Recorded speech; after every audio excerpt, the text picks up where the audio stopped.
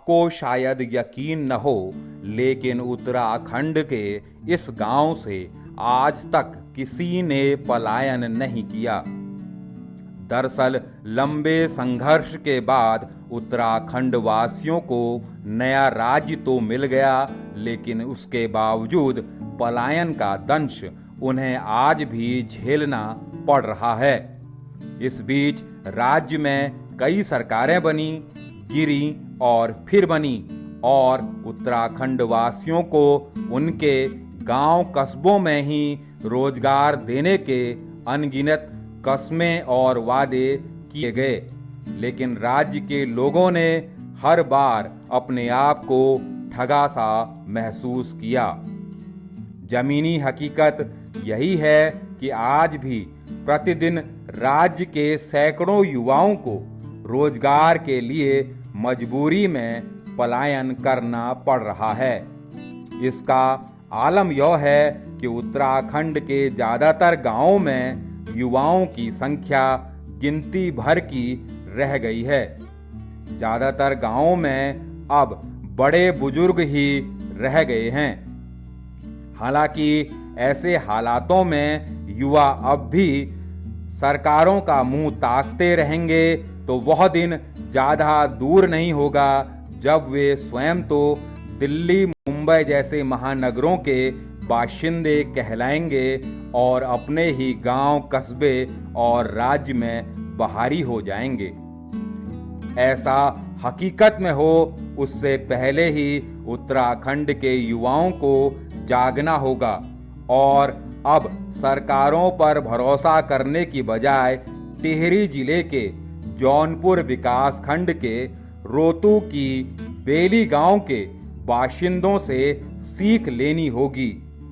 रोतू की बेली गांव के लोगों ने सरकारों पर भरोसा करने की बजाय स्वरोजगार करके एक ऐसी जीती जागती मिसाल पेश की है कि आज वे सरकारों को ही आईना दिखा रहे हैं।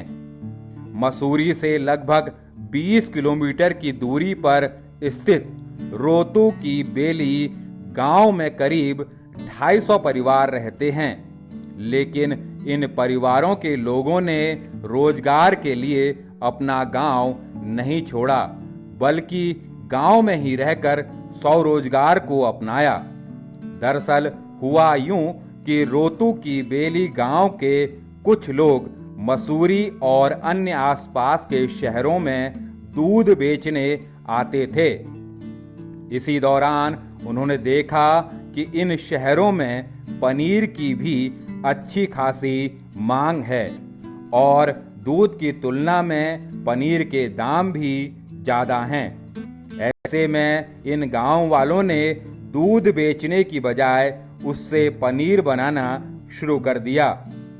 जब इन गांव वालों का पनीर हाथों हाथ बिकने लगा और उसके दाम भी ज़्यादा मिलने लगे तो देखते ही देखते रोतू की बेली का हर परिवार पनीर बनाने लगा। और आज आलम यह है कि रोतू की बेली गांव को उत्तराखंड का पनीर वाला गांव कहा जाने लगा है। पनीर बेचकर न केवल रोतू की बेली के ग्रामीणों ने अपनी आर्थिक स्थिति बदली, बल्कि देश दुनिया में अपने गांव को भी एक नई पहचान दी है। और ऐसे लोगों के लिए एक नजीर पेश की है जो अपना प्यारा गांव छोड़कर दिल्ली, मुंबई की खाक छान रहे हैं। यदि आपको हमारे विचार और हमारी स्टोरी पसंद आती है तो हमारे चैनल को सब्सक्राइब कीजिए।